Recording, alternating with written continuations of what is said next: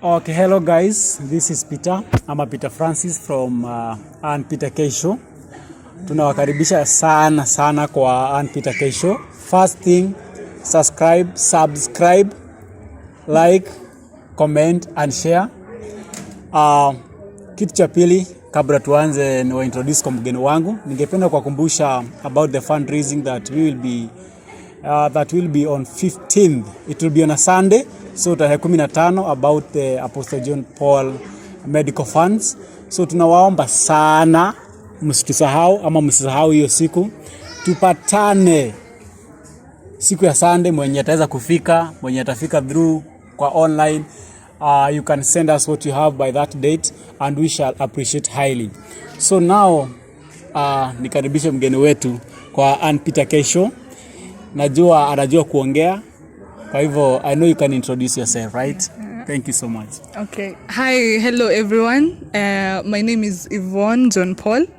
I'm the daughter of John Paul, yes, of course. And I'm so glad, I'm so privileged to be in this show today, and Peter K Show. So leo tuko pamoja and tuendelee pamoja, si ndio? Thank you. Thank you so much, Yvonne. Is your name anyhow connected with Yvonne Chaka Chaka? Yes, of course. Yeah, how is it connected Yvonne, to Yvonne as the of course the Queen of South Africa. Yes. And of course the fearless lioness that I am. Okay. Yeah. So you are named after Yvonne Chaka Chaka. Yes, wow. I can say that. So na kwa sababu alikuwa mwimbaji. Are you a musician by any chance? Vocals ziko. So if we ask you to sing a song today, you are going to sing for us. No, thank you so much. The Christmas, that is. Oh, the Christmas. So that's Poris na guitar ama ni gani yo? Poris na guitar naweza imba. Lakini Christmas ilisha. Tuko mwaka mpya so Christmas ikiisha unasahau nyimbo za Christmas. Hiyo tunafunga, tunaanza tena mwaka mwingine. So which song are we singing right now? Sahi. Vile Januari kuna jua. Okay, vile Januari kuna jua. Umefanya tutatoa wimbo. Tutatoa wimbo. Umeandika? Ama tutaenda kuandika sahi. Sasa Januari tunaweza imba wimbo upi? Okay. Yeah, thank you so much for being here. Yeah, thank you. And first of all, umesema wewe ni mtoto wa Apostle John Paul. Yeah.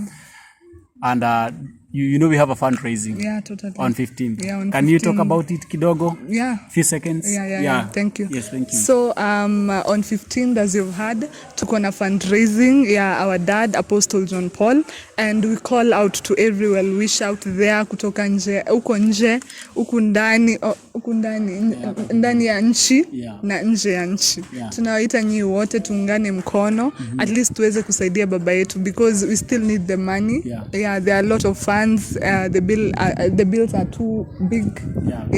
So tunajaribu at least collect the funds ndio tuweze kumpeleka hospitali. So we are calling out to every well wish out there, tafadhali wote wenye wataguzwa na roho, please come, let's join hands and make our dad go to hospital. So thank you so much. So umesikia, kindly, we know you have a heart, and I know that they are going to do something. At least maybe watakusaidia sana to solve some challenges. So now we can go to our day. So you know there was a time I was talking to you kitambo hapo na I remember. You remember? And I think there's something you said ambayo didn't make so happy. Like you're so strong. Umesema unaitwa lioness? Yeah, I'm the fearless lioness. The fearless lioness ambao waelewe kizungu ni simba. Si simba. Oh, simba. Simba. Sio simba. Simba. Sio simba. Nasema simba. Simba sio ogopa. Simba. Simba anaguruma yani. Simba sio ogopa. Unaona? Simba sio ogopa. The fearless lioness. It doesn't matter at any point what's happening. It doesn't matter at your lowest. We still keep going. We still tunaendelea kuguruma yani. So I can attestify to that. Kuwa you are a fearless lioness. I know life has not been easy. Yeah, true. And what attracted me or kituliniambia is that regardless of anything, you never lose your faith. Never at all. You stand strong. And I understand you are supposed to be in form. You're supposed. No, I'm actually done with school, like in the literal sense I'm done with school sahi, like nilikuwa nafanya form 4, so ningekuwa nimemaliza sahi. So you are supposed to be out of secondary school. Of school, yeah. And now where are you? I'm not even in school. I'm supposed, like next day if I'm, this year, it's a new year, my guys. I'm so sorry. Yeah, this year, going back to school kwa sababu ya system and ile kuacha like set books and all that, I have to go back to form 2 again. Ndio ni catch up na watu, because niliacha like a year now and a half. So I'm supposed to, nikirudi, nitarudi form 2. So form 2, hiyo ni miaka 3 nyuma. Yeah. So you're supposed to have done form 4. And yet now you thinking of now university doing, but, but because of circumstances, you are now not in school. And when you go back to school, you have to go back to form 2. Exactly. Okay, there must be something that happened. You did not just sleep one day and wake up saying that I am supposed to be in form 4, yet I'm in form 2. Yeah. I understand from that statement, your life has not maybe been easy. So if we can backdate, like 2 years down the line, how has your life been? Wow, life has been so bad. I can say that it's so bad. I would never at all wish this in anyone's life or in any way, kwa sababu actually the bigger deal enye ilifanya ati I leave school ilikuwa because of dad. When dad got sick, amekuwa sick for a while, alianza kugonjeka since 2018. Amegonjeka all that time, watu daktari wakisema maybe ni ulcers nini anatibiwa, akafanywa one surgery, you remember, and after that kuendelea bado aponi, the symptoms got worse and worse, so ikabidi ameenda kutestiwa, and early last year, like February there, tulilearn that akona colon cancer, and that's where everything stopped sasa. So because hapo ndio niliachia shule, I had to drop out because bills zilianza kuwa kubwa. My dad couldn't take care. As you know, my dad ameadopt kids, many kids. How many we are? Yeah. Like right now 14. We are 14 of us. And dad alipika watoto wote, amewasomesha, amewalea vizuri, and I'm still one of them. I'm the biological though, but hata mimi nilikuwa nalelewa na yeye, ndio. So ikafika point imekuwa too hard because akona bills za hosi. Lazima jiangalie kwa hosi, health yake. You know, health is so important. And kama una health, nothing happens in your life, because utaacha biashara zako. Kama unasoma, unaacha kusoma, si ndio? So my dad ikabidi kwanza drop shule, we take care of him kwa sababu health yake ilienda chini because of the cancer. So imekuwa so hectic because I had to go through I went through depression at one point of life. At least I've coped with it and now I'm okay. I can thank God for that. But your time, it was so bad that nilikuwa nagonjeka every single time. Kila time niko mgonjwa, my health is so bad, nakimbizwa hosi nini, and it was so bad, devastating, because nikigonjeka, the same dad mwenye ni mgonjwa is the person who's taking me to hospital. Nona. So it reached a point nikajambia, hey Yvonne, angalia, your dad is sick, he's the only person in your life who's taking care of you. So nikajiambia, because sitaki kumburden, kumongeza all torture and everything, let me just relax and pray and believe that atapona. So that's how I think I coped with my depression. And also I had people taking care of me well, when walikuwa wananiongelesha, giving me the courage and everything, and above all, prayers. I really prayed, like I got too much in prayers. I think your time, it got me closer to God. At that point of life, it got me closer to God. Now, through that depression, actually, something, I don't know if you know, nikaanza kugonjeka jaws, my jaw. Niligonjeka jaw. At this point, sijaipona vizuri, because I can't eat hard food, first of all. Nakuanga na ni easy clicks kwa jaws. Then I get like in a harden, like I can wake up in the morning na nikute I can't talk, I can't eat my breakfast well, I can't laugh, I can't do anything. It's just painful, so much painful. Na hiyo ni a cause of depression, as the doctor said. So hizi mambo zimekuwa so hard, so ni ngumu. Okay, I understand. Let's go back kidogo. I understand and I am trying to understand, like, your life has been so tragic. Like, you are coming from one problem to another, from one problem to another. But still, we hope, and we hope that things will be okay one day. Really pray.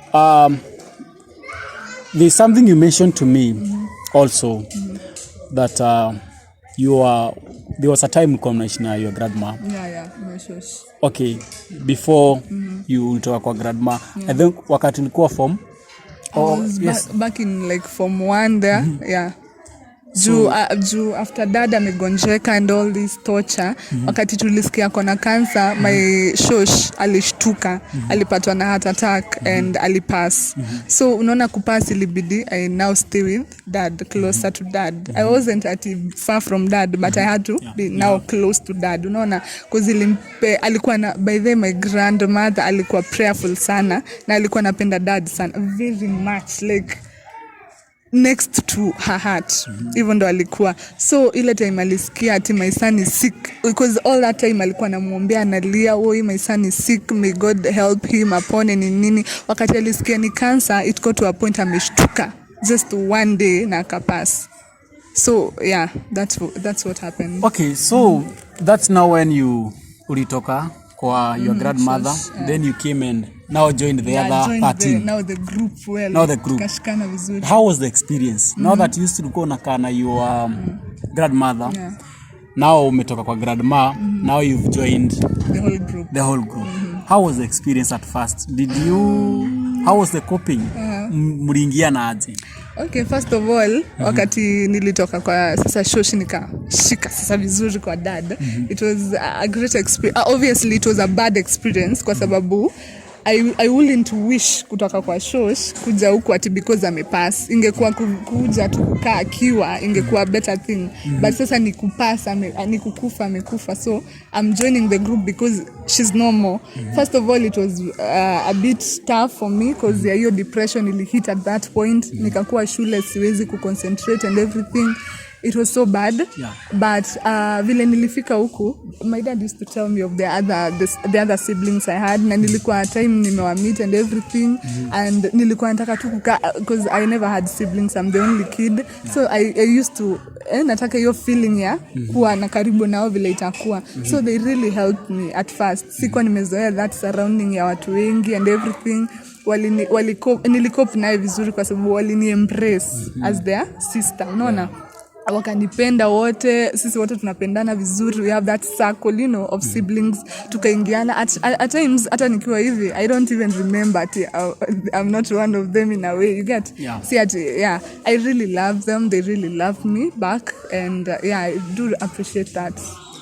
So thank you so much, because I've seen you around them and you cannot know the difference. You cannot know who is who. Like mnakaa kama watoto wa tumbo moja. And that's awesome. That's awesome. But that is because of my dad. My dad anatufunzanga kukaa kimoja na kila mtu. Like it's nakaanga hivyo. Hata ukikuwa mtu upendi watu, unakaa ukivuruga watu, akutaki hivyo, anataka watu wakae kimoja. It doesn't matter who you are, what's your background or anything. Naamini kukaa kimoja ndio. Love is the greatest thing, That's why nimekaa hivyo pia. And now I understand you are a pastor. At 19 years.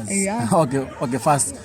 What makes you unajua most youths ama tuseme watu wenye yoko kwa age yako, teenagers, even being in church is hectic to them. Now you not just in church, you are a pastor. A woman of how God. Do you balance it? You are a woman of God, not a teenager of God. So how is the experience being a pastor? And so much is expected from you.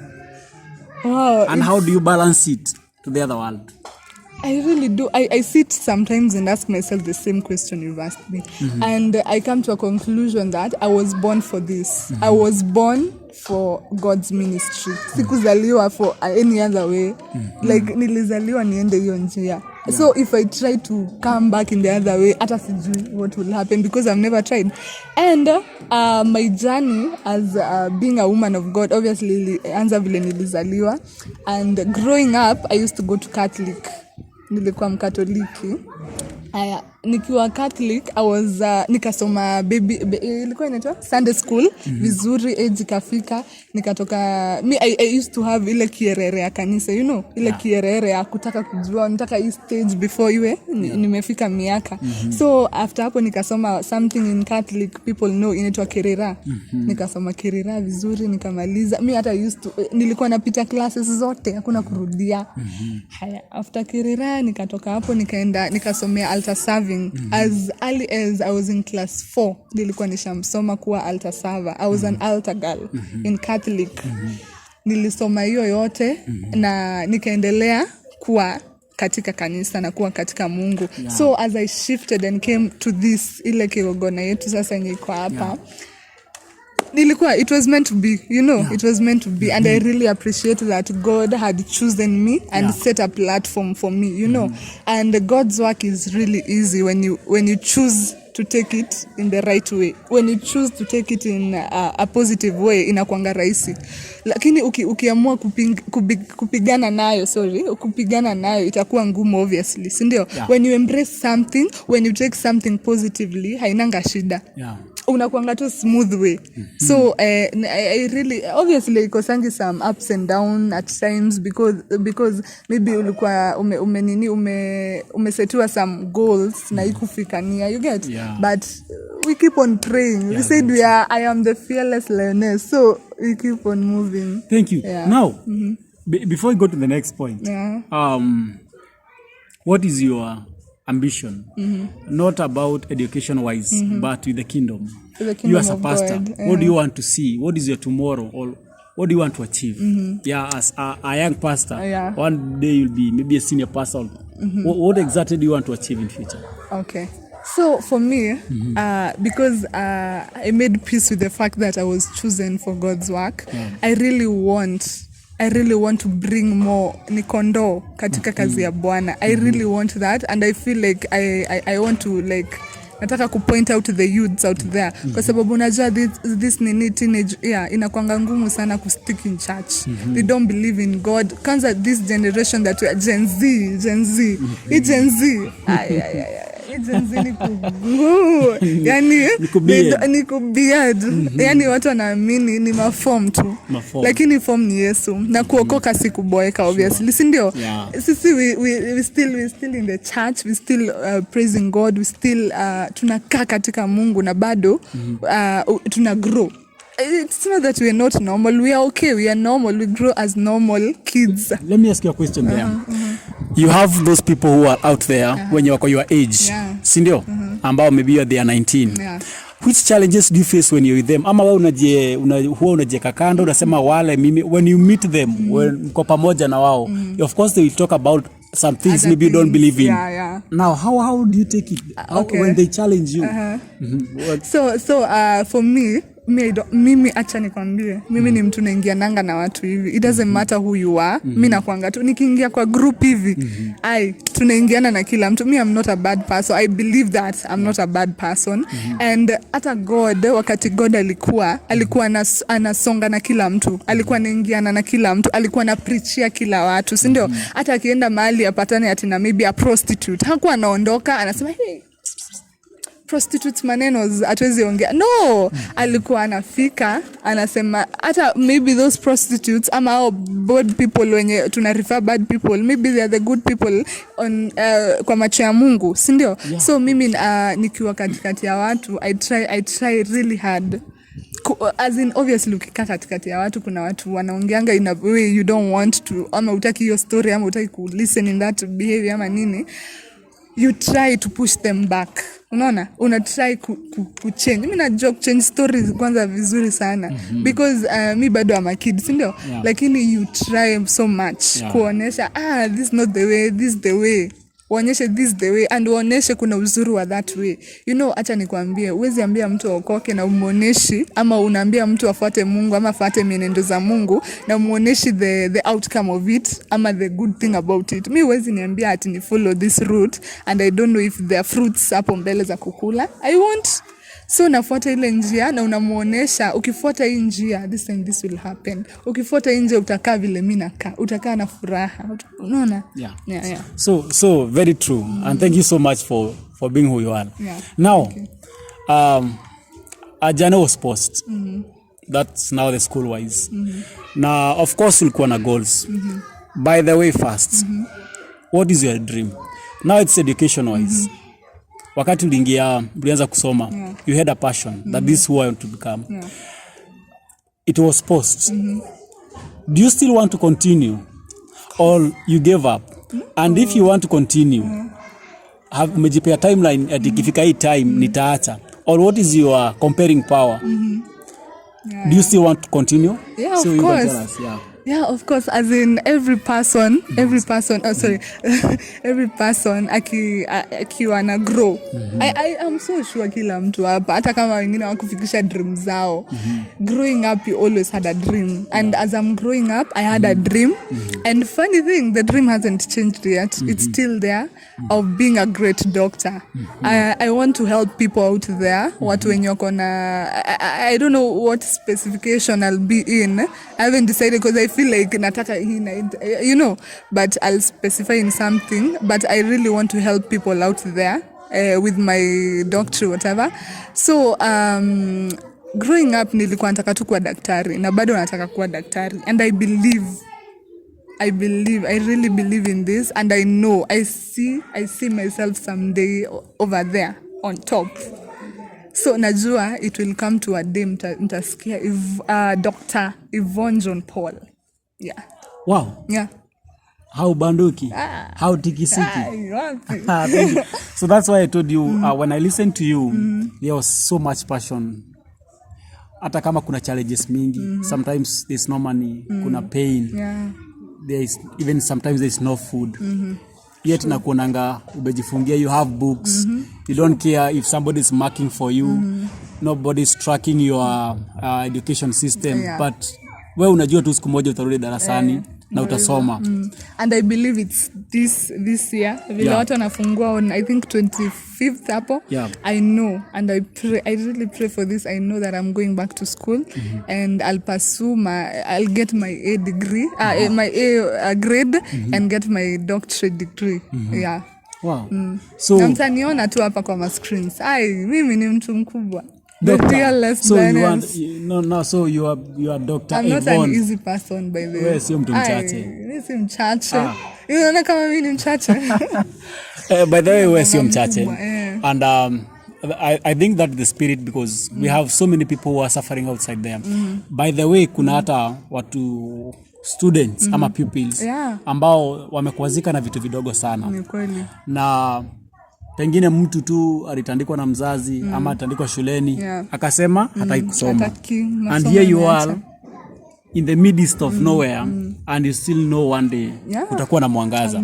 So can you talk to huyo mtoto mmoja huyo ama student mwenye amekwazwa na kitu kidogo ama amejiingiza kwa drug abuse? So how can you tell them? First of all, let me tell you, whenever I believe that whenever you're having a dream, whenever you've set your own goals, whenever you have your own resolutions, haufai kuziacha. Stick to them. It doesn't matter. Acha nikwambie, there's no smooth way. Hakutakuwa na njia rahisi. Kama you have a great goal to achieve, kama nataka kuwa daktari, hakuna siku moja nitaamka tu hivi kwa kitanda niseme leo nimekuwa daktari nianze kutibu watu. No, kuna kuwa na hiyo njia nimesoma, nimengangana, nimeteseka, masomo, sijui school fees nini. At the end, after these great doctors, it's not that most of them hata akupitia smooth way, lakini ali make it. Let me tell you out there, wachana na hii mambo ya sijui mzazi amekuadhibu imekuwa a big deal. Kuna watu wanapigana huko nje kama wewe. Achana na hiyo maneno. Stop involving or indulging. In one word. Sasa stop indulging using English, chemical doctorate. Yeah, of course. As in, stop getting into drugs. That's indulging. Stop indulging yourself in bad behaviors, in drugs. You can survive without drugs. Who said you can't survive without drugs?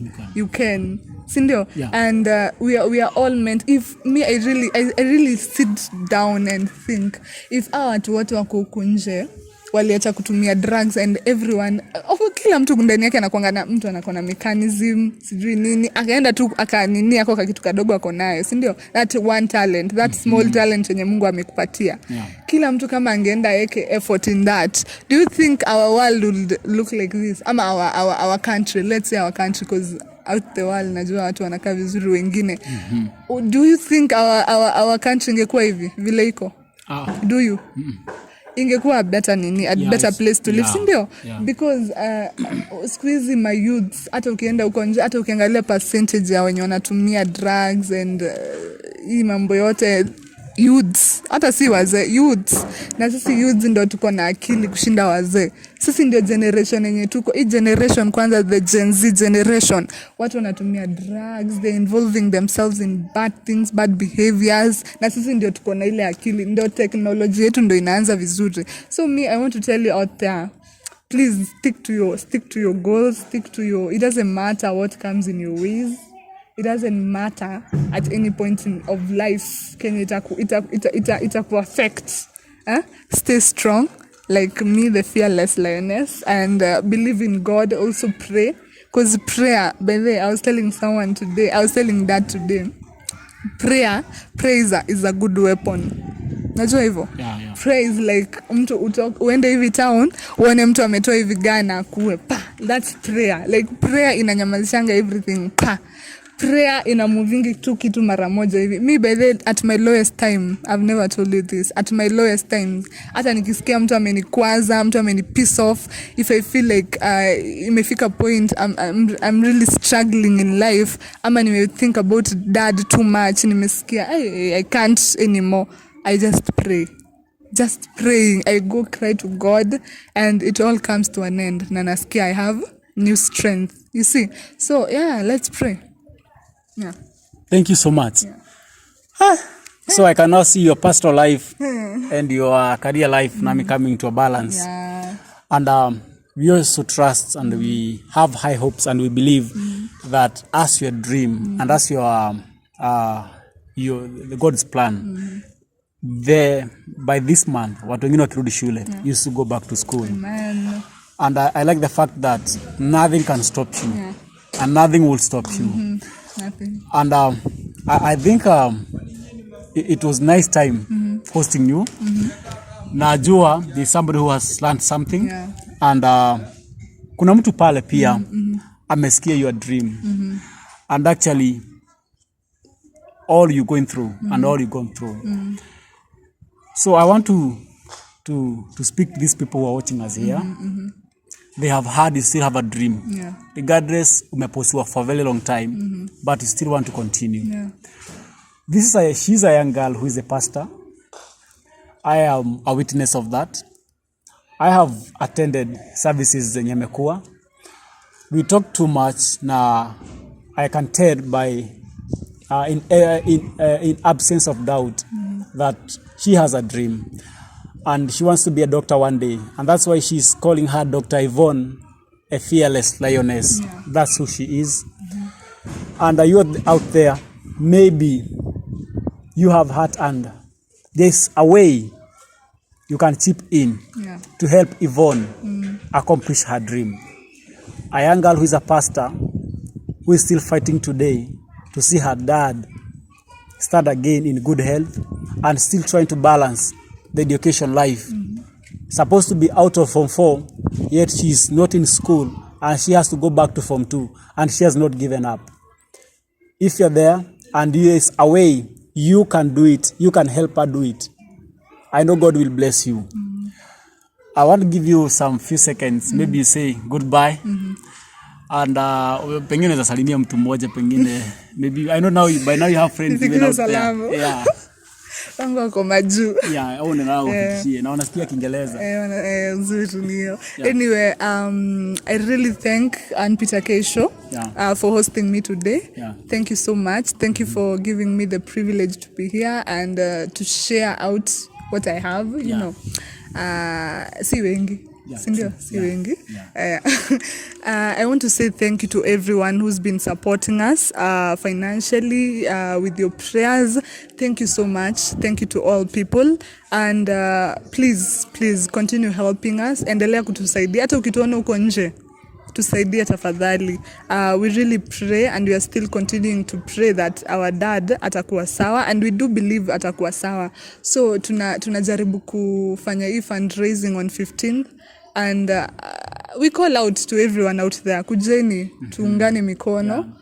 All of us. Na najua kila mtu out here, Kenyans na uko wengine wa nje, sijui mnaitanga diaspora. Au wote.